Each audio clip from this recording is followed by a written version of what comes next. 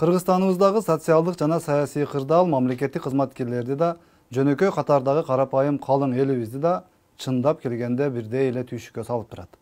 Мамлекеттик кызматкерлердин баары эле жыргап, акчасын кайда сарпташын билбей, миллионер болуп кетишкен жок. Мисалы катардагы эле мугалимди карап көрсөңүз, анын түйшүгү тетрисинче мамлекеттик кызматта иштебеген жеке тараптардан көрө алда канча оор жана аргасыздыктын курчоосунда калганын байкайсыз. Мисалы алдыда өтүүчү парламенттик шайлоо учурунда да айрыкча ушул мугалимдерден тартып жогорку кызматтагы чиновниктерге чейин чыныгы басымдын алдында калары белгилүү. Өзү каалаганды шайлай албайт.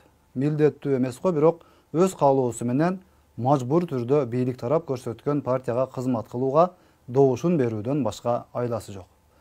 Антпесе мугалим мектебинен, директор кабинетинен, чоң чиновниги кызматына жабынып кылып аткан бизнесинен айрылып калышы толук ыктымал.